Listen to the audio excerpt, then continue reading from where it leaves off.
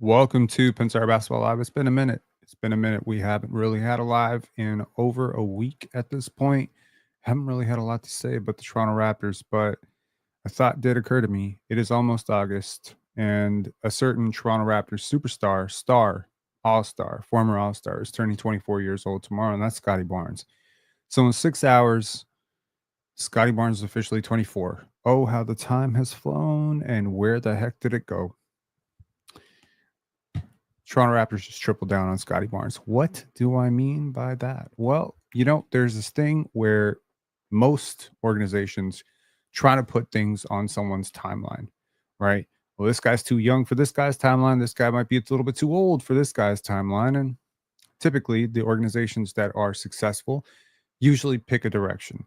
And the Toronto Raptors, whether you realize it or not, have picked a direction, and they picked it quite some years ago. And in the context of picking it, they say every yes is a no to something else, right? So when you say yes to Scottie Barnes, you end up saying no to a lot of things.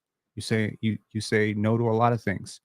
You say no to thank you for Wembanyama, right? You say no to potentially thank you for Cooper Flag because you got to get Scottie reps. Scottie's got to play. Scottie plays. The defense is good. Suddenly you're not bad enough for Cooper Flag, or at least a meaningful shot at Cooper Flag. You also say no to a guy that some people think is better than Scottie Barnes in Amen Thompson. Guys like that. You say no again this year by pivoting away. You say no to the odds of potentially tanking for a really great young player in AJ DeBonsa or Cameron Boozer or Darren Peterson, all of whom are projected to be stars and maybe superstars, and at least at this point are projected to be first options. You also say no to certain trade packages because you're worried about, well, we got to compete with Scottie, right? You say no to potentially pivoting off of Scottie to get to Giannis.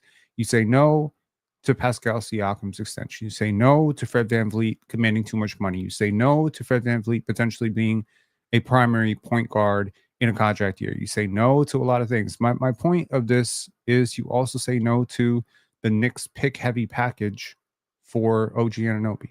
They offer you 3 first-round picks. You say, no, we prefer RJ Barrett and Emmanuel Quickley because why? Because we want to be competitive with Scottie Barnes. Because those pieces help Scottie Barnes. We signed Emmanuel Quickley to this extension because, well, it'll help Scottie Barnes. You trade for Brandon Ingram, at least in part, because it helps Scottie Barnes. And I'm not trying to put Scottie on blast here, obviously. I think I'm trying to impress onto you in the first 3 minutes of this that everything has effectively been pivoted to him. You fire Nick Nurse, not getting along with Scottie Barnes, not utilizing Scottie Barnes. You bring in a rookie head coach with a completely different philosophy. And it's not for the worse. I definitely think Scottie is the type of player that you should build around. But a lot of people have a lot of different ideas of what that means.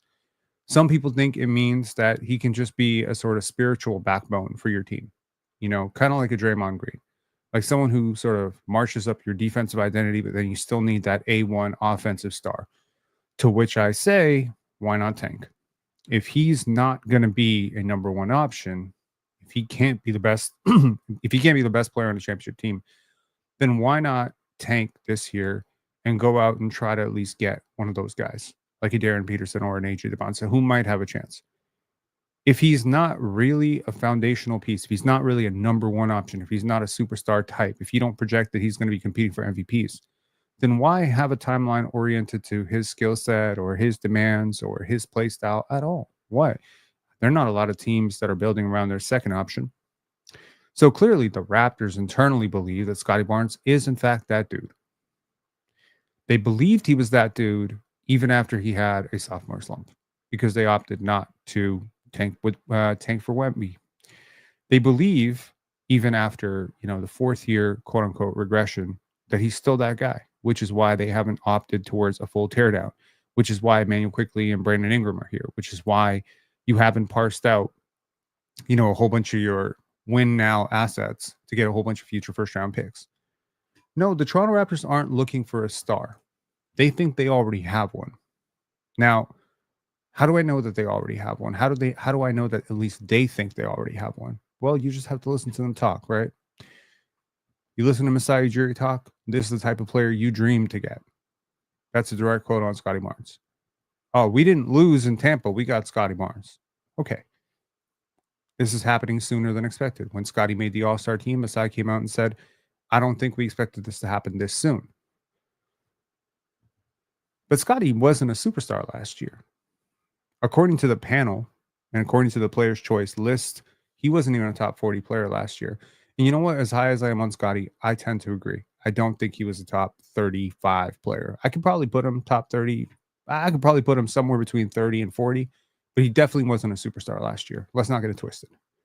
Shot diet aside, team context aside, I know top 10 player, and he wasn't one last year. There's a lot of holes. There's a lot of concerns. There's a lot of what ifs. And I got news for you. Everything that this team has built with Brandon Ingram, RJ Barrett, Emmanuel Quickley, all these guys, these young dudes, none of this works in a meaningful way. Nothing about what Darko's talking about, championships, this, and Masai saying we will win a championship again. None of that works if this guy doesn't become a superstar. Not one thing. It will not work. There's not one player on this team other than him who can be the best player on a championship team. No, not Brandon Ingram, as high as I am on him. No, not Emmanuel Quickley, not even close. No, not RJ Barrett. No, not Grady Dick. No, not Jacoby Walter. No, not Colin Murray-Boyles. Nobody on this team has that upside. Nobody. There ain't one. So there's no talk about championships.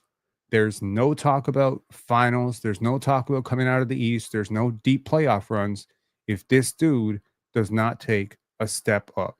So in this video, we not only talk about what Scottie Barnes needs to do to take that next step and what that next step to superstardom actually looks like, we're also going to talk about every other player on this team and what they need to do, because there's a lot of question marks on this team.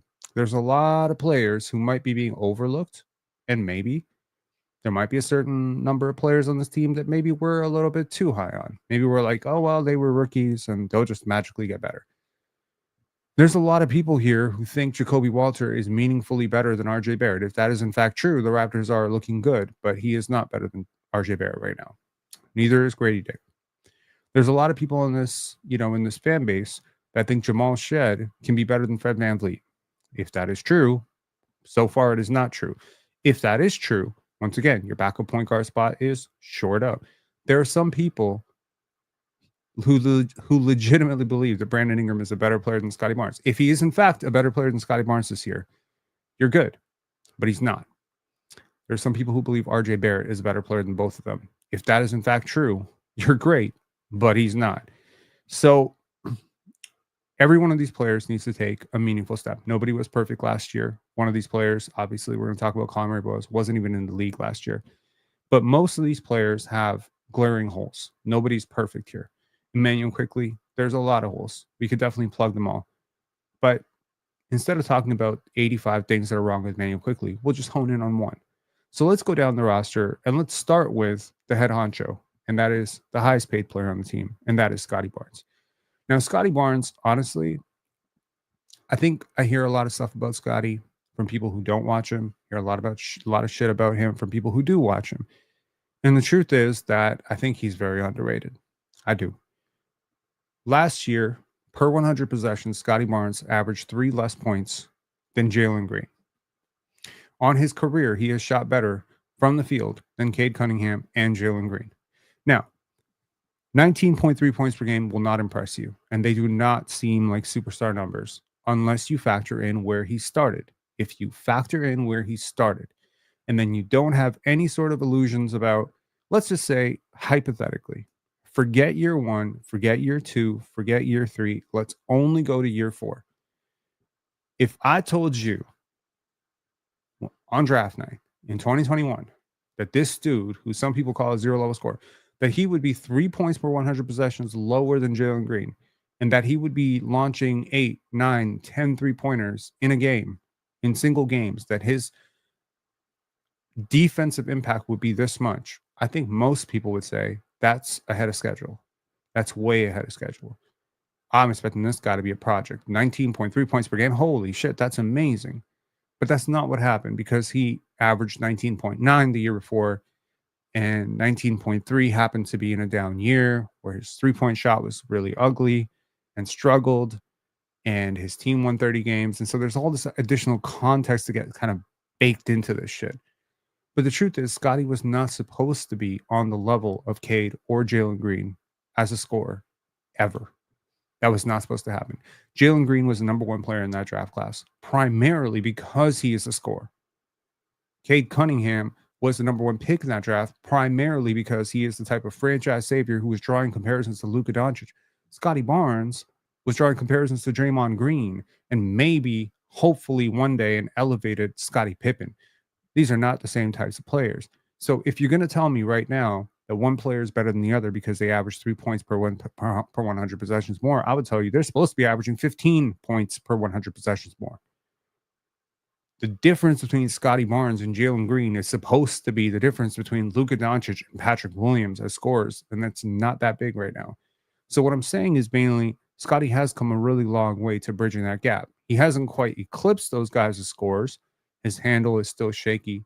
His jump shot can be shaky. But if you just factor it in from where we were to where we are without any of the context of where we traveled along the way, Scottie's on schedule. Scottie is very much on schedule. At the age of 23, 24, no one expected him to be a 25-point per game scorer. So I really don't understand the reason that we're so nitpicky about the fact that he's not a 25-point per game scorer. What if I just hone in on the fact that up until last year, Cade wasn't a positive defender? Scottie's been a positive defender for 4 straight years. What if I point out the fact that Jalen Green is less efficient from the field and barely shoots better from three? It's like 32%, 33% from three. This is your definition of a great scorer? I don't think so. And he doesn't have to burn himself out on defense, and he can't play a lick of defense. Come on, man. We know. We know there's a relationship between defense and offense. We know that tired legs equal short jumpers. We know that. So what is it that Scottie really, really needs to do? Well, there's so many things he can do. Obviously, become a better jump shooter. That'll help. But I think we've already seen that the corner catch and shoot is pretty money for him. One dribble pull-ups are fine. It's all this hot sauce, create your own, shot, pull up, deep logo shit. This is stuff that he's probably not going to be doing this year now that winning is the goal. Development's out the door. Maybe he'll still take a couple of those shots every week, but that's not going to be the primary diet. Scottie's already shown the ability to be a great finisher in the paint, a great, cutter, a great screener. These are not things that he did last year. Great standstill corner 3-point shooter. What was he doing with Pascal Siakam? 39% from three with OG and Pascal. He can get back to that. So I'm not worried about the jump shooting. Believe it or not, I'm not worried about the jump shooting. We saw the mid-range game come around big time last year, and that's great for him because now he has a zone where he can command a double team and he can play make out of those positions. The playmaking and the scoring, or the passing and the scoring, are very related. You can't really be a great passer if you cannot score. And you can't really be a great scorer or viewed as a great scorer if you have no places on the court where you're dominant. Scottie can be dominant in the mid post. We saw this. We saw it on the range of difficulty. We saw it in the frequency of those attempts. We saw it in sometimes the dynamicism of those attempts, right? Sometimes he's dribbling himself into the post. Sometimes he's catching it on a seal. Sometimes it's like 1-2 dribble turnaround. Sometimes it's an up and under. He's got some moves there.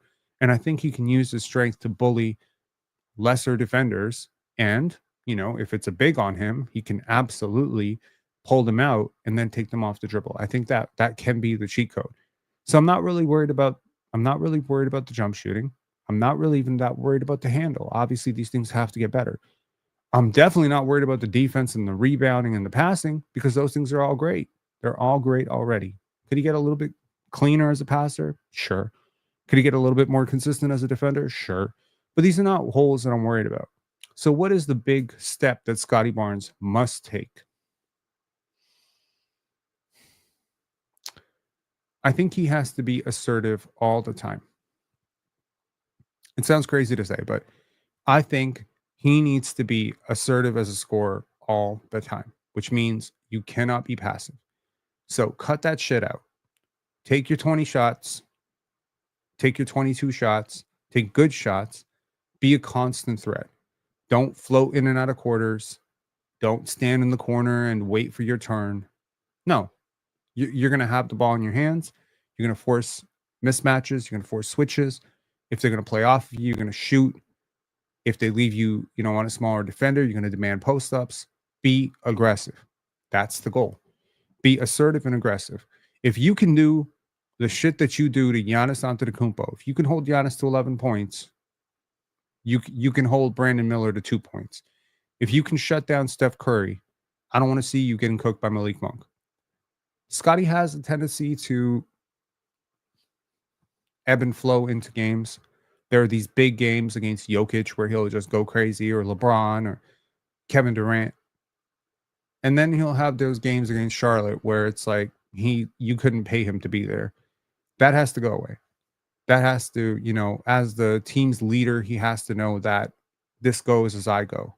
If you're going to be passive or not dialed in for Charlotte, I know it's a long season, but there has to be a internal game within the game. Michael Jordan used to have this. Kobe Bryant used to have this. Michael Jordan used to say that anytime I put on my sneakers and I go out and play basketball, it might be the last time somebody, or the first time somebody sees me play basketball. And I have to have that professional pride to know that this person might walk away thinking that I'm an 8-point per game scorer who doesn't try very hard on defense. So I got to put out and I got to show out. And I think Scottie has to approach this season with that exact mentality. He has never done it. There have been hot months, then there have been cold months. I don't care about the shooting. I don't care about the shooting. You shoot 25% from three and still be a really aggressive, positive player. I need you to keep shooting, keep guarding, and keep going, and just be that positive, consistent force. I think the Raptors are deep enough that Scottie could play 32, 33 minutes a game. I don't think you need to burn him out and play 40 minutes a night. I mean, you got plenty of depth at the forward position behind him, provided you don't have any injuries. And obviously, when you get to the playoffs, you'll need him to play 42 minutes. That's fine. So that's the first thing. I think I would if I could make one wish for Scottie, it would be that he is consistently aggressive and consistently assertive all the time. What about Brandon Ingram, his running mate? See, with BI, it's a little bit like Scottie. There aren't a lot of holes. He's a really good shooter. He is an incredible, shot creator, really great passer. He's big positionally, defensively. Obviously, I would love for him to dial up defensively and just be more assertive on that end and more consistent. He's got a 7'3" wingspan, so he's quite switchable, and he can provide a little bit of resistance at the rim, even though he's not necessarily the most ferocious shot blocker. He can be disruptive in the passing lanes with those long arms. He's got the same size. He's a little bit bigger than Otto Porter. There's nothing, athletically at least, that Otto Porter should be able to do at his advanced age of 31, 32 when the Raptors got him, that Brandon Ingram can't do right now. So this comes down to willingness, right? So hopefully, with so many people grinding their ass off defensively around him, he will have no choice but to buy in. Brandon Ingram has not been on a lot of great defensive teams. So I will just concede to the fact that maybe if everyone's locked in, and he also hasn't been on a team where the franchise player is defensively focused. Zion is not a defensively focused player, so I understand. Brandon Ingram himself is not a defensively focused player, so when he was, in fact, the best player in New Orleans, I don't necessarily think they went as he went. So that's not what I want Brandon Ingram to do. My wish for Brandon Ingram going into this season is that he take easy shots. It's funny. I want Scottie to take more shots, but consistently, I want Brandon Ingram to take easy shots. Brandon Ingram is an incredible scorer, but he has also made a living on the toughest diet of shots ever. Everything's contested, fading away, double team, triple team. Where are the cuts? Where's the run in transition? He's almost like, if he gets a shot that's too easy, he almost waits to make it more complicated. Darko Rajakovic's system generates the second or first most movement in the league. It's really them and the Warriors in terms of the most movement. Brandon Ingram will have the easiest shots of his life. I'm not saying he's playing with the most talented player that he's ever played with, because he has played with LeBron and he has played with Zion, and Scottie is certainly no LeBron or Zion right now offensively. But Brandon Ingram had a 6-game stretch where he did play with LeBron and his assists went down. But do you know that in the 6 games that BI played with LeBron, they both averaged around 27, 28 points per game? Like, this guy can be a mega scorer. And that was when he was with the Lakers. Dude, he is so much better than that player. I think people really don't understand how great Brandon Ingram can be. I think the difference is I hope he understands that there's still a next level that he can get to where his shot diet can become a lot more efficient. Now, certainly nobody is asking him to completely change who he is. He's always going to be a great mid-post scorer. He's always going to be, a guy who can get his own shot off in 2-3 dribbles. But can we mix in some cuts? Can we get some pick and roll shit, where you're rolling to the rim and you get an easy 2? Can we get some corner threes in there where you don't have to dribble the ball and hot sauce the shit out of it? I think you need to fundamentally change and understand that if you're so good offensively, why are you not more efficient than you are? I think that's a really good question to ask. Now, BI did take more threes last year. Good step. He took a lot more threes the year that he played with Lonzo. I think playing with Scottie Barnes is a little bit like playing with Lonzo, even if I give Lonzo a slight edge as a passer. So I think he's going to get some easy looks, and hopefully he capitalizes. So my only thing is, when you see an easy look, take the easy look. See, nothing rocket science so far. Scottie, dial in all the time. Brandon Ingram, take easier shots instead of overcomplicating your shit and making it harder. What about Immanuel Quickley? For Immanuel Quickley, my hope is obviously that he be healthy, that he be, and the same thing goes to Brandon Ingram. I hope they're both healthy. Obviously with with Quickley, I hope that he can make better decisions. Certainly hope that he can become better creating out of the pick and roll. The Raptors don't really have a lot of point guard depth behind him unless you consider Scottie Barnes a point guard. I think the hope here is that you can become a much better defender. If there's one hope that I have for for Immanuel Quickley, I really like him as a shooter. I really like, where his playmaking has come relative to where it was in his last season in New York. But the one complaint I consistently have is we're not good enough defensively for you to coast. And you don't really have that pesky on-ball defender in your starting lineup. Brandon Ingram is not that guy. Jakob Poeltl is not that guy. Scottie Barnes is barely that guy. And RJ Barrett certainly ain't that guy. Someone's got to be that guy. Someone has got to stop the ball. Someone has got to get over screens. Someone has got to play the Alex Caruso / Lou Dort role. Someone's got to slow the other team's offense down so that the rest of the defense can work. Now, there's really 3 layers of defense that I can think of. Okay, well, there's really 4. Layer 1 is Immanuel Quickley or whoever is taking on that job. And the Raptors don't really have anybody as good as Davion Mitchell to do it this year. But let's just say Immanuel Quickley, previously the role held by someone like Fred VanVleet, maybe someone like OG Anunoby, the primary first line of defense. After that, you have your coverage, which is to say your team scheme around that player. So in terms of how you're going to deal with ball screens, in terms of how you deal with zones, etc. My view on this would be that your team defense can protect a weak on-ball defender, but everything else has to be perfect. You cannot have 2 breakages. You can protect a weak on-ball defender. So say, for instance, Grady. Grady can be insulated, just like Trae Young can be insulated, just like Jalen Brunson can be insulated. Yes, but they have to offer something. I don't just need Immanuel Quickley to offer something. I need him to actually be good at what he does. The second thing is obviously the team. The third is the help on the gaps. And the fourth thing is really like in terms of your rotations, your pressure inside those passing lanes, in terms of how difficult your length is going to make execution of offense for the other team.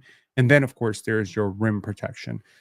Now, I don't think the Raptors have anything close to a Victor Wembanyama, Chet Holmgren, or a Rudy Gobert. So they don't have Evan Mobley. They don't have a great rim protector.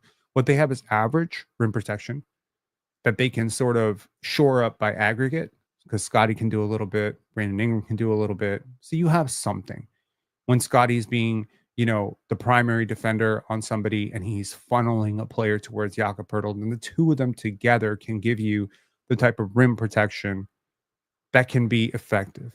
But nothing around Emmanuel Quickley says to me that they're good enough if you're bad. If you're bad, they're not good enough to compensate. So everyone has to hold their weight. So my wish for Emmanuel Quickley is that he become a really good defender, not an all league defender, not a great defender, but a really good one, which is to say maybe 65th percentile. I need him to be strong. I need him to get over screens. I need him to be locked in, communicative, disruptive in the passing lanes. I need him to stay with his man. I need him to rear contest without fouling. I need him to be at least strong enough so that help can recover when he gets cross matched. I need him to be locked in transition. I need him to be active with his hands, again, without fouling. So just be a little bit disruptive, be pesky. That's what I need. If Emmanuel Quickley can do that, I have no complaints from him this season. I'll live and die with the results of the shooting. He's a great shooter. I'll live and die with the results of the passing. He's a perfectly fine passer. He's not a good passer. He's not a great passer, but he's perfectly fine in that serviceable role. I'm not expecting miracles. I'm really not. Some people think IQ can be an all-star. I'm not really one of them. I think maybe he could be a one-time all-star somewhere down the line in a really fluky season where he scores like a lot of points because someone gets injured, like Fred VanVleet did. I don't see necessarily an all-star. I just see a really good player. And I think this player can be really, really good if he can become a really good defender. RJ Barrett. The one player who's going to be the most impacted by Emmanuel Quickley and Brandon Ingram and Scottie Barnes sucking up so many possessions is the guy who now is sort of falling into the fourth starter in terms of scoring, or maybe the third starter, depending on how you feel about Emmanuel Quickley. I think what I would want RJ to do is, obviously, I want him to shoot well. And I don't think 35% is indicative of the 37, 38% that I think he can get to. Obviously, I want him to continue, shouldering the load of those second units. Like, if he can be the first guy who goes to the bench to get some balance, if he comes back in, he can be the type of driver of offense who can keep you afloat with lineups which include Grady, Jacoby, CMB, Jonathan Mobo, Jamal Shedd, etc. Typically lineups that don't feature a lot of guys who can get their own shot. I think, given his advancement as a ball handler and as a playmaker last year, I think RJ can do that for you. He's not a great pull-up jump shooter. That's perfectly fine. Doesn't have a lot of gravity off the ball. Perfectly fine. But what I really need from him, I think it's defensive effort. RJ is big enough at 6'6" with a 6'9" wingspan to not be as sorry defensively as he's been for most of his career. I think part of that is he doesn't care about defense very much. And I hope that what we saw towards the end of the season is a shift in his own mentality, understanding that a lot of people are saying that he's got to get traded and, he doesn't fit and whatever. I'm not expecting him to become a lockdown defender. That's not who he is. He's not big enough, strong enough, or frankly, quick enough to be a lockdown defender. He's not. The difference between him and Davion Mitchell and Keon Ellis and Dyson Daniels is not grit and toughness and want. It's physics to some extent as well. Dyson is a brilliant defender because he's always been a brilliant defender. Amen and Asar are not great defenders because they read a book that RJ Barrett didn't read and they wanted more. No, they're physically great defenders. I think RJ can be he can physically participate. He's a good rebounder, right? He can box out. I think he can be a better screener. I think RJ basically needs to contribute in all the small things. So RJ, in a lot of ways, needs to become the glue guy. I think he needs to be the one who's willing to dive for loose balls, run hard, fill the lanes, set screens, rebound, box out. He needs to fall in love with the dirty work. That's what I would hope for RJ Barrett, that he can fall in love with all the small things that don't involve scoring, because we all know that he can score, but he cannot score efficiently enough to be a number one option on a good team. In my opinion, that's just not who he is. So it's time to do that thing that a lot of people have done, is let go of this idea of yourself as a superstar or yourself as a primary guy or a featured guy. I think a lot has been made of, oh, what does the Brandon Ingram trade mean in terms of how the Raptors feel about Scottie Barnes? I think it means nothing. I think what it really shows is how they really feel about RJ Barrett.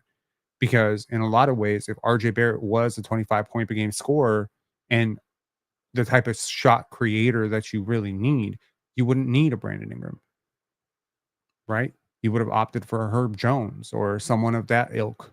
But no, you've gone for an offensive upgrade. So now the guy who was supposed to be the offensive upgrade has to shift his focus to defense. I think he needs to get there. I think he needs to participate. I think he needs to use the strength that he has. I think he needs to read scouting reports, and I think he needs to fall in love with the process of making a difference in ways other than scoring. The buckets will come. Brandon Ingram is going to miss time more than likely. He's going to miss some time. Scottie Barnes is going to miss some time. You'll have your chance to have your 25, 30-point games. But when those guys are all active, someone's got to do the dirty work. And I frankly don't think it needs to be Emmanuel Quickley and Scottie Barnes. And I know it's not going to be, and I know it's not going to be Brandon Ingram.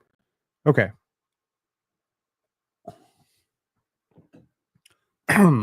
Moving on to Jakob Poeltl. Jakob Poeltl progressed a lot as a playmaker, as many players have done with Darko Rajakovic. I think his defense at the rim has been somewhat on a decline. Rebounding has been consistently great throughout his entire career. Finishing has been great throughout his entire career. Would it be too much to ask for him to add a 14-foot jumper? Yeah, maybe it is. Because at this point, the free throw shooting got better last year. It gives you a little bit of hope that maybe Jakob Poeltl could have a late season, or a late career rise as a jump shooter who can just kind of do that Tim Duncan thing where maybe he's not taking threes, but at least he can keep you honest from like 14, 15 feet. I don't know about that. I think if I could ask anything of Jakob Poeltl, like if this was 2K and I could just give him a 10-point boost anywhere, it would be as a shot blocker.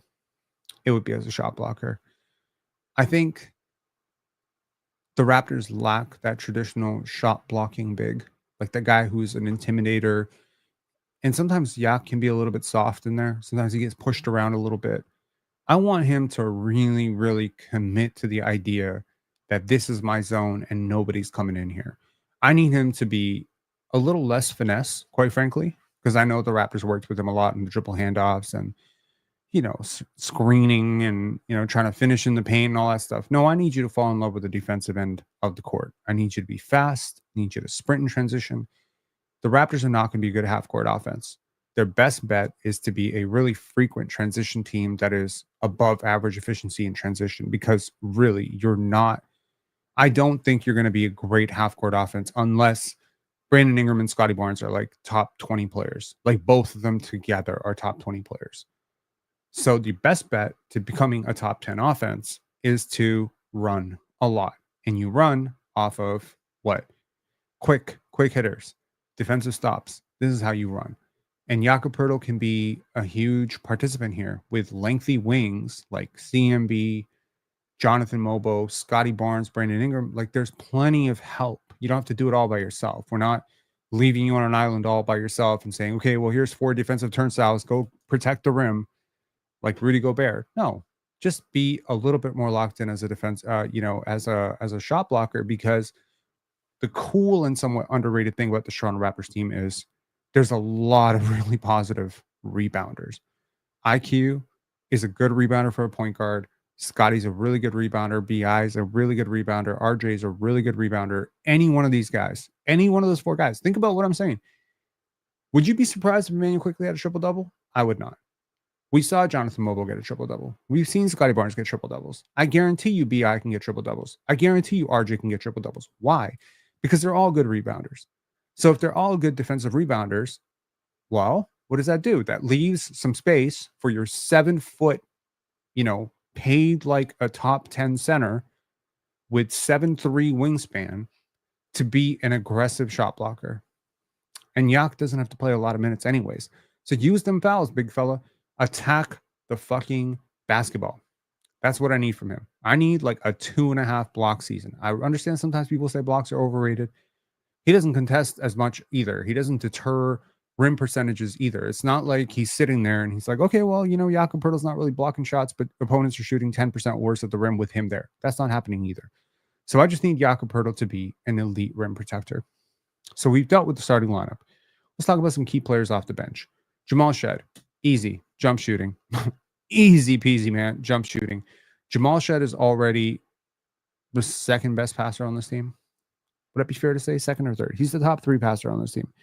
He's got a great idea of how to quarterback a team. He has a really good understanding of how to flow the offense, pull it. He has that sort of veteran guard game where he can just sort of feel out, this is when my team needs to slow things down. This is where we need to get our guy a touch. This is where we need to run a pick and roll. Like, he has a really cerebral understanding of the game. And, I don't expect miracles defensively. He is small and he's not nearly, the defender on the ball as that, someone like Fred VanVleet was early in his career. He's not Davion Mitchell, but he's pesky and he tries a lot and he's athletic. He's a lot more athletic than Fred. So he's got that bounce, that spring, that speed. So figure out the angles, figure out the scouting reports. I think he can be really pesky on the ball. I think the jump shooting is the big divider here. We've seen him do that little push shot. He's never going to be efficient finishing at the rim with his size. So really the cheat sheet here is, if you can become a 37 to 38% three-point shooter, which I know is a really far cry from where he was a year ago, but if you can put in the reps to get that good, a la Kyle Lowry, who was also a really weak shooter for the first few years. Some people compare him to Fred. I think the obvious comparison is not Fred. He's not Fred. He's Kyle. So if he can take the same step that Kyle did as a jump shooter, I think that would be very meaningful and it would give the Raptors a legit backup point guard. He's just that far away. It's not the handle. It's not the size. It's not the defense. It's not the rebounding, because he's also a pretty good rebounder for his size. It's not the basketball IQ. It's not the effort. It's just the jump shooting. That's all it is. It's the jump shooting. So he's got that little in-between game. He does that little straight, flat push shot. No, it's just the jump shooting. If you cannot be respected in the pick and roll as the handler and they can go under because you can't shoot, you're not going to be successful. But the minute they have to go over, now it's a 2-on-1, and Jamal Shed is more than capable as a playmaker to execute on a 2-on-1 going to the rim. So obviously, he needs to get a little bit stronger. He needs to get a little bit better with the handle, a little less turnover prone. He had a lot of those high error games last year, but that's every rookie. Those are not concerns. Those are not like, 3-4 years from now, is Jamal Shed going to be smarter and a better ball handler? Yeah, I expect that to be a given. But the 38% jump shooting, that we'll see. Speaking of players off the bench who are really young, Grady Dick. I think this is very simple. Be an average defender. Average is so far from where he's at though right now, right? And there's certain players where you could say like, yeah, he's not a great defender, but at least he does this well. Like, he's not a great defender, but at least he's a good rebounder. Or he's not a great defender, but at least he's a good rim protector. Or he's not a great defender, but at least he's like really fast in transition. Grady Dick doesn't do anything well defensively. That's the problem. The only thing he has going for him defensively is that he's 6'7". That's about it. There's not a lot of hope here, guys. I'm gonna be honest with you. I'm not even trying to be down on the guy, but there's no coincidence that the Raptors were a lot better with Grady in street clothes last year, defensively at least, than they were with him. Problem is, you need him so badly offensively because there isn't another player who can do what he can do for you. And I'm not saying that flippantly, and I'm not saying that without thinking about it 500 times. He does have a lot of promise offensively. Like, don't let all the defensive woes freak you out. Like, he is a really intriguing basketball player from the perspective of plus size playmaking, on ball creation, even some off ball stuff.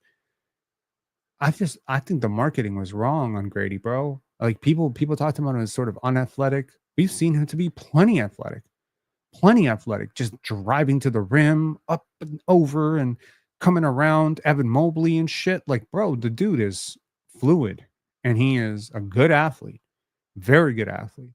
Just not very strong. He's not very strong, gets pushed around a lot. I think like there's a weird all-star ceiling stuck in there somewhere, but he needs to get stronger and he needs to really take some pride on that end.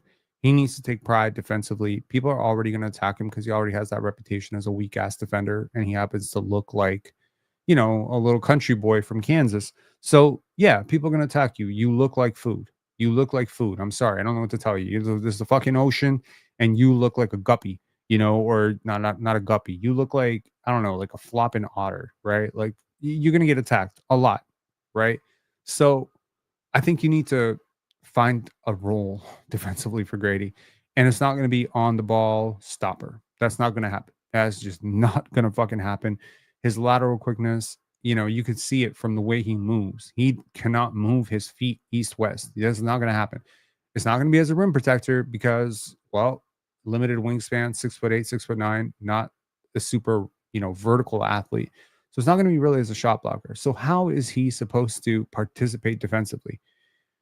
IQ, man. He needs to use his brain to just figure out the angles. He needs to get stronger. He needs to be a great communicator. He needs to be in the right place. He needs to get a ton of charges, deflections, anticipate, just know the scouting report.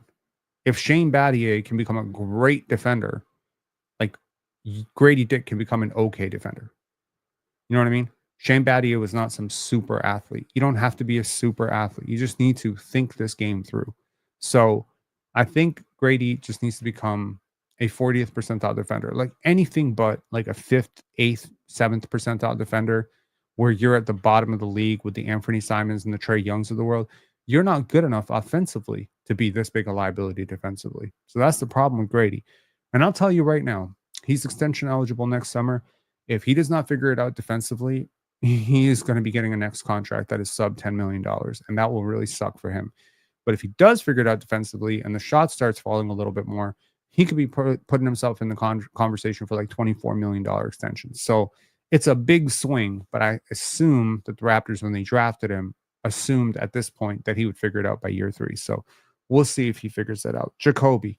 I mean, Jacoby's kind of a generalist, right? He doesn't do anything great. He's not a great on-ball creator. He's not a great defender. He's not a great shooter. He's not a great passer. He's not even a good passer.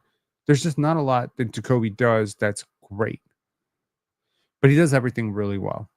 So I think for him, he has to become great at something.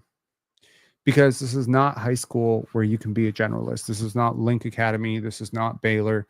You don't just get to be a good enough at everything, because you know what happens when you're good enough at everything? You end up in Europe, or you end up on like the third string, or you end up in the G League.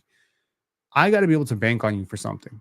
Now, the guys around you, I can sort of bank on them for something, right? Ochai shot damn near, Ochai was pretty decent on the ball. He's a pretty switchable defender for a guy who's 6'5", and he's a lights out corner shooter. Jameson Battle, see Jacoby. See he's the same thing. It's the same thing as Ochai Agbaji. It's like a lights out corner shooter. You can't just be the third best guy at everything. At some point, you got to be the best at something. So, what is Jacoby's superpower? I think he has to find one. And my bet would be it'll be shooting. He has to become a great shooter. I think that's what it is. It's not that shooting is a weakness for him. Obviously, we saw those 14 points against Houston. He can get real streaky. But when you're coming off the bench, streaky is not necessarily what I need from you. I need you to, obviously, I want him to progress as a defender. Obviously, I want him to progress as a ball handler. He couldn't really shake his man or create anything for anybody in Summer League. This was a huge criticism of his coming out of Baylor as well. Like, he's not a great creator for others. Okay, we'll work on those things. But in order to get your ass on the court right now, I just need you to pick one thing that you're great at. On-ball defense would be great. If you're just going to be the guy who sticks to everyone like glue, that's fine. But I don't think that's going to get you enough. I think you need to be like commit to the 3-point shooting. Like, just be a lights out 3-point shooter that I know Jacoby's in. We're going to get 2 3-pointers out of that. At least we're going to put 6 points on the board. And obviously, it helps to know that your team is going to struggle offensively. So being the guy who can give them 6 easy points every single time you come in on the court, that will help tremendously. And I think with big playmakers like Scottie and CMB, and you have guys who can already do a lot of the on-ball stuff a little bit better than Jacoby. So being just a great play finisher would be a huge, huge value add for him. CMB. Now, I definitely caught some of those Swish cultures. I think it was Swish cultures, the CMB, Carter Bryant, Evan Mobley runs. Give me a W if you guys caught that entire video. It's like 25 minutes long. In it, we see, we see Carter Bryant going crazy off the handle. We see Colin Murray Boyles taking some threes. Dougie Hamilton saying W, cool. So we do see hints of it. What does he need to do to get his ass on the court and be a valuable member of Darko's rotation in year one? Now, he's going to play come hell or high water. He would have to be so bad if he's not going to play. Not benching a top 10 pick this year. That's not going to happen. So I think the most important thing will be willing to shoot corner threes and get reasonably decent at doing it. 33% would be good enough for me. 32 to 33% on open corner threes will be good enough for me. That can get you on the court and that can get you out of the way. My big complicating factor with CMB when he was drafted was, where does he fit? Is he just going to stand in the mid post, demanding the basketball, start setting screens for Scottie or whatever where nothing happens? You're just in the way. Now you're in the way. Now, getting out of the way and going to the corner is still going to allow your man to sink down to the paint because they don't respect you. But at the very least, RJ or Scottie or Brandon Ingram or whoever is driving will have the option to kick it out to you and not have to throw you a congested pass when you're sitting at the dunker spot, in a spot where, quite frankly, you're not an explosive enough vertical athlete to finish in the paint. We saw CMB struggle a lot to finish in the paint during that little run that we watched. It's just a pro-am, whatever. We saw last year and during Summer League that he's actually quite nifty. But as the size gets a little bit bigger, this is the type of player that could struggle to create advantages. And, especially around the rim, he could really struggle with the length. So I'm going to need Colin Murray Boyles. He already looks a little bit lighter, which is good. That's music to my ears. I don't think he came into the combine looking great in terms of like just the shape he was in. I don't really like that. So I think the defense is a given with him. The switchability is a given. I heard somebody suggest, I think S suggested that he's going to start calling him Magneto. I wasn't a big X-Men fan, but I'm assuming that has something to do with his hands. So everything he's going to give you, the secondary playmaking, the short roll passing, good screener, good cutter, good roller, like CMB does everything, right? But if he can just get out of the way for 10, 12 possessions and just be in the corner and be willing to take those shots and hit them at a relatively decent clip, he can be very serviceable. And he could potentially crack 10 points a game for you because he's so valuable defensively. And especially when you go a little bit small ball, he really can play the 5. In certain matchups, he can play the 5 or the 4, which will allow Scottie and BI to be a little bit more jumbo sized. That'll allow you to be super switchable. You might be able to play him with, I don't know, Jonathan Mobo. If both of them are willing to shoot a little bit, now you can actually utilize them defensively. And that matters a lot to me. So that's where I would see that. Okay. So we've gone through the 4 youngsters off the bench. Sandro Mamukelashvili. I don't really have a lot to say about him, to be honest. I just need him to be exactly who he was last year. No high hopes, nothing. I'm not expecting him to turn into a magical rim protector or some great positional defender or some great team defender. He was passable defensively last year. Same thing with offensively. I expect him to become marginally better as a playmaker just by virtue of being in the system because the Raptors love to utilize their bigs. But for him, really just stay healthy and be able to operate 15 minutes, 10 minutes a night behind Jakob Poeltl because the Raptors really haven't had a good stretch big in a very long time. I mean, they had Kelly Olynyk, but Kelly Olynyk was totally trashed defensively and he was consistently hurt. So if Mamukelashvili can be somewhat similar to Kelly Olynyk's impact, I can't say I'm totally mad at that, but I just hope he's a little bit better defensively than Kelly Olynyk was because that shit was awful. He is, I think, more of a 3-4 at times offensively, which will allow for lineups with Colin Murray Boyle still look very good, where CMB can be in the post, and then you have a lot of, he'll have a ton of space to work. But yes, I expect Sandro Mamukelashvili to just be who he is. Ochai and Jameson Battle are probably the last two guys. With Ochai,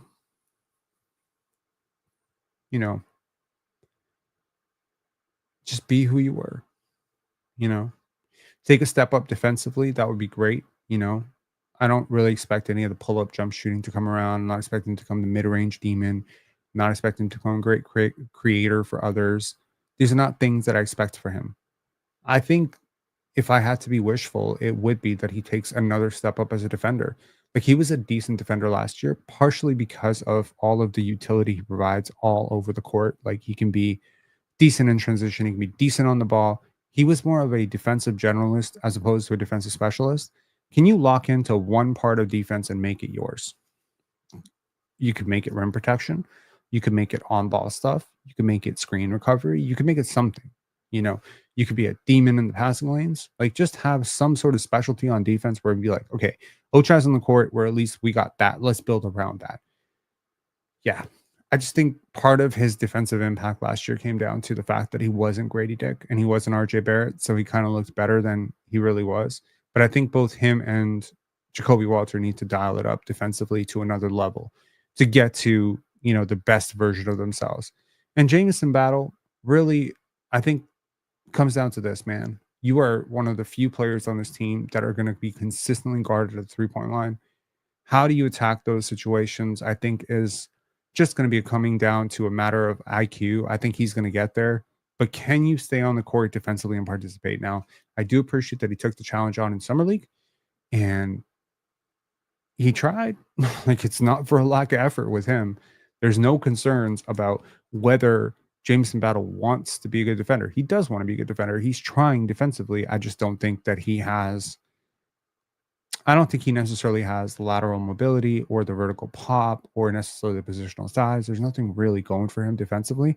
And so I think that becomes a bit of a troubling situation for him. But yeah, and that's, where I rely on these guys. I'm not really going to talk about Ulrich because I don't expect him to play very much. Elijah Martin, Chucky Hepburn, I'm not really even sure they're going to be on the team next year. They do have a vacant roster spot. We'll see if AJ Lawson occupies that roster spot or if AJ Lawson ends up taking one of the two-way spots. Maybe David Roddy makes the team. And now we have, another undersized power forward. It's interesting. I think, something that I realize, players get really underrated when they lose. Now, players don't lose, teams lose. So I've always said the hardest thing to do in basketball is to isolate individual contributions to team success or failure, right? It's very easy to call Tracy McGrady a loser because he never made it out of the first round. But look at those teams, right? You could definitely make a case that Kobe would have struggled and Duncan would have struggled if their best teammate was Mike Miller, like rookie Mike Miller. Maybe they would struggle too. I think it's really difficult sometimes. And I think very often players on losing teams gets, somewhat underrated. It's very interesting. There's so many biases that come into play with basketball. Like, one of the biases is winning. So obviously, if a player is coming off of a 55 win season, there will be some sort of assumption that they must have created the 55 wins somehow. And that's fair. But I also think, there's a lot of different ways that wins are aggregated. And sometimes the 20-point per game scorer on a really terrible offense, which happened to be carried by its defense, i.e. Jalen Green, gets a lot of unfair credit for team success. So that's one thing for sure that I think is really, really hard to do. But that's also a bias, a winning bias. Then I think there's an off-ball, on-ball bias. Like, I think there's a legit bias towards players who do well on the ball as opposed to players who do well without the basketball. And the truth is, there's one basketball, there's 5 players, which means, and obviously this is not the case, that means, okay, let me try to break this down. Let's say we live in an egalitarian society in which all 5 players spend 20% of their offensive possessions, team's offensive possessions, with the basketball in their hands. So let's just say this lineup of Emmanuel Quickley, Scottie Barnes, RJ Barrett, Brandon Ingram, and Jakob Poeltl. Let's just say hypothetically they play my turn, your turn basketball, where okay, one possession Yak has it, the next possession Emmanuel Quickley has it, the next possession Scottie has it, and nothing else. But what they do with the basketball is of relevance. That still tells me that 80% of the time that you're on the court, or at least 80% of the time you're on offense, you don't have the basketball. And only 20% of the time do you have the basketball. And now factor in that 50% of the game is defense.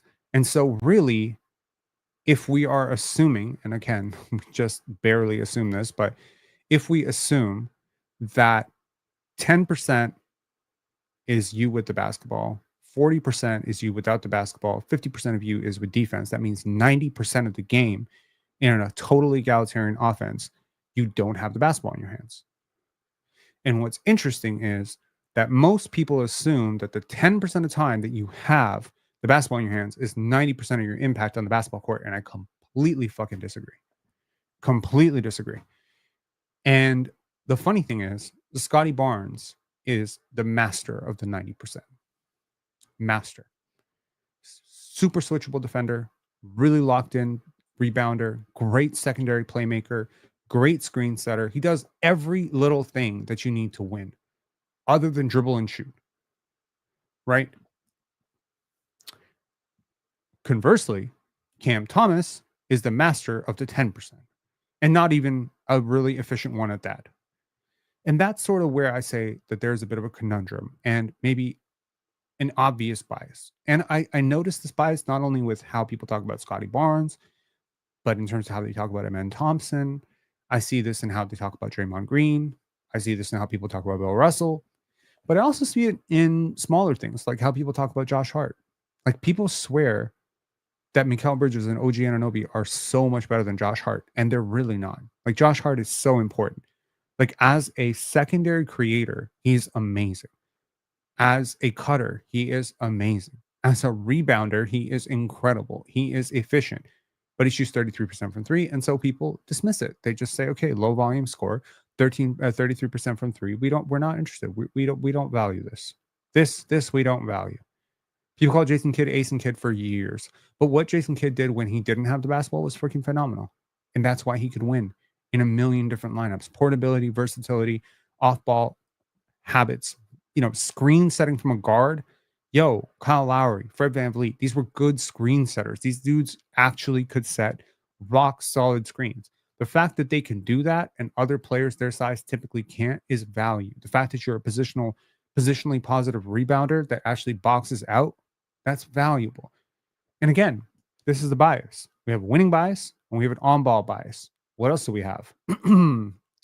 Well, we have a recency bias. That's for sure. There's a reason why certain players who had really tough playoff series, Tyler Hero, for instance, Norman Powell, for instance, get underrated. And maybe a player who had a really dominant run in the playoffs, Pascal Siakam, gets overrated. But it doesn't change the fact that these players were fundamentally who they were. Then there is the context bias. Some players are just optimized in a perfect situation for them. Their role is perfect for who they are, for what they are. They're being asked to do what they're good at. Our brains don't automatically adjust very well to people who are being asked to do things that they're not good at. And again, that's what the Raptors have been doing for the last 2 years. It's a lot of development basketball. And so the truth is, and I think my man Mike Roach kind of said this, I think you need to throw this shit out. I think you need to flush Scottie's All-Star season. I think you need to flush Scottie's fourth season and just reset your eyes, because you haven't seen this guy with a mandate to win in a really long time. You haven't seen RJ Barrett with a mandate to win since New York. None of these guys are stupid. None of them came into Toronto and like, okay, guys, we're preaching championships. No, Darko Rajakovic was saying, guys, better every day. We're gonna take these development reps. We're gonna get you guys better. The goal was not winning championships, playoffs. I doubt the word playoffs was uttered 3 times. Like I know Scottie Barnes last offseason was like, yeah, we're gonna chase for the playoffs. What the fuck else is he gonna say? I don't think it was real, yo. I don't think it was real. And don't dismiss when winning becomes the central goal, things change. Things change immediately.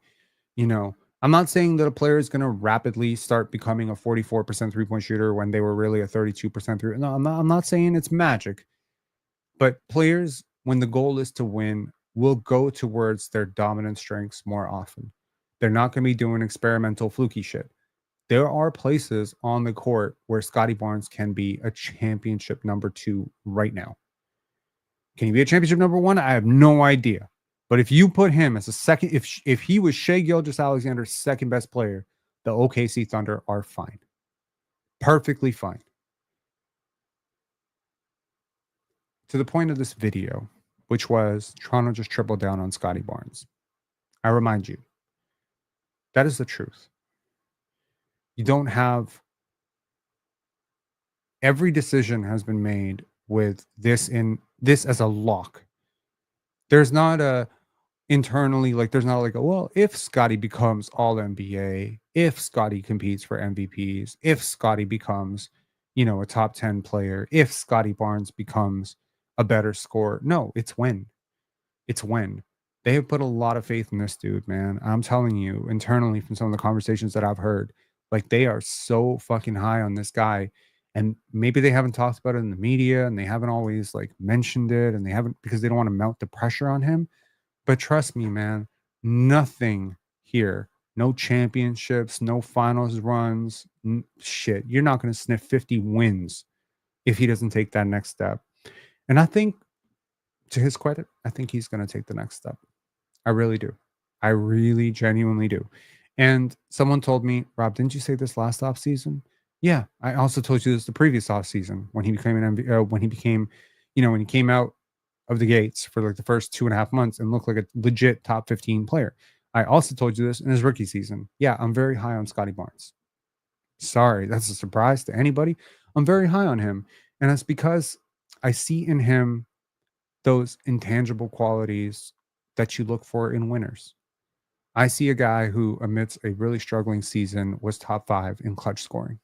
People don't talk about it. People don't talk about that. I see a guy who was the best defender on a team that closed last season on a run where for the last 44 games, they were top 10 defense. I see that. I see a guy who grew by leaps and bounds as a vocal leader last year, as a team leader, as a human being, as a media representative. These things just don't matter because the weirdest thing is this winning bias says everything that happens on losing teams does not matter. And I disagree. When I saw how the Charlotte Hornets drafted, I said something is changing about this team. When I saw how the Washington Wizards operated last year, like who they traded for, the fact that they traded Kyle Kuzma away, the fact that they developed Keyshawn George, the fact that they're holding players accountable, I'm like, something is changing there. It doesn't matter. Like everybody wants to reflectively analyze things. They want to be able to say like, okay, well, this is not relevant because they're not winning. And then when the team starts winning, everyone's like, oh, it's a miracle. Coach of the year, MVP, MVP, this, that, the other. Do y'all realize that Steve Nash, who became an MVP for the first time with the Phoenix Suns, had 2 top 20 MVP finishes in the prior 2 years, that he was all NBA third team both years, and the Dallas Mavericks just let him go. And people acted like he was nobody before he won the MVPs. Why? Because Dallas wasn't winning championships, because they were getting bounced. They were a really good team. Dallas was a really good team with him and Dirk and Michael Finley. They were awesome. But they didn't win championships. So people act like it didn't happen. And then Steve Nash comes and wins MVP, and suddenly it's like, oh, great. He's the best player in the league now. Neither of those things was true. Nash was never not, from 2002 till 2008, at no point was he not a top 20 player. And at no point was he the best player. Right. But that's kind of where I'm at. I think Scottie Barnes can take, here's something funny. I don't necessarily endorse the use of ChatGPT, but I had a curious question for ChatGPT there, and I said, what would Scottie Barnes need to do to win MVP? Now, I said, what would need to happen for Scottie Barnes to win MVP? And I half expected ChatGPT to tell me, 20 players would need to, not play. But that's not what ChatGPT said. So ChatGPT outlined Scottie Barnes' MVP case next year as 25, So 24 to 25 points per game, 8 and 8. So at least 8 rebounds and 8 assists. Raptors are top 6 in the East. Scottie is more efficient overall. He's more efficient. And that's it. And he's a great defender. Like, he is competing for defensive player of the year. Possible. As it currently stands, I believe Scottie Barnes' odds at MVP are like 500 to 1. Just to be clear. Like, he has the same odds at winning MVP as Amen Thompson right now, I'm pretty sure. But if ChatGPT is to be believed, 25, 8, and 8 is possible. It's not likely. It's certainly not something I would hang my hat on. But everyone just expects Scottie to take this step back offensively because Brandon Ingram is here. And I don't think that's where he's going with this. When I'm seeing him training this offseason, I'm not seeing a guy who's expecting to take fewer shots. I'm not seeing a guy who's just like, all right, let me just be a hustle big. Let me just be a defender. No, I think this guy has a vision for who he wants to be. I think his trainer has a vision for who he wants to be. And I think Darko Rajakovic and Bobby Webster and before them, Masai have a vision for who they want him to be. And who do they want him to be? Well, Darko said, I think of him like Jokic. He can be the face of the league. Bobby Webster says, I think he's really that guy. Masai Ujiri said, this is the type of guy you dream to get. Scottie is a real one. I think they think that he could be a 25, 8, and 8 in his sleep. I think that's what they think they have in him. And if they're right, championships will come. And if they're wrong, then they won't. Thank you so much to Gregory for the super chat. Appreciate you, man. And I'll see you guys next time. Peace.